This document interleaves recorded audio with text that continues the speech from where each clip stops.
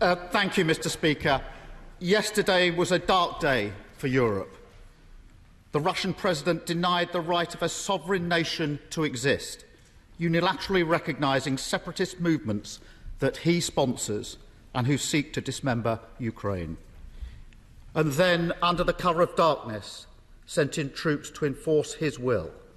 Putin appears determined to plunge Ukraine into a wider war. We must all stand firm in our support for Ukraine. We support the freedom of her people and their right to determine their own future without the gun of an imperialist held to their head. There can be no excuses for Russia's actions. There is no justification for this aggression. A war in Ukraine will be bloody, it will cost lives, and history will rightly scorn Putin as the aggressor. Putin claims to fear NATO expansion, but Russia faces no conceivable threat from allied troops or from Ukraine. What he fears is openness and democracy. He knows that, given a choice, people will not choose to live under the rule of an erratic and violent authoritarian.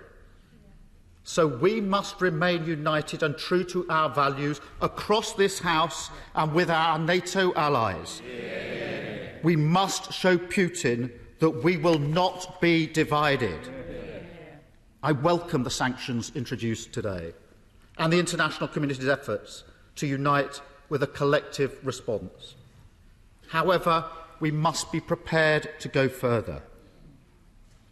I understand the tactic of holding back sanctions on Putin and his cronies to try to deter an invasion of the rest of Ukraine.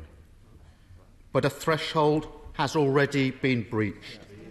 A sovereign nation has been invaded in a war of aggression based on lies and fabrication. If we do not respond with a full set of sanctions now, Putin will once again take away the message that the benefits of aggression outweigh the costs. So we will work with the Prime Minister and our international allies to ensure that more sanctions are introduced.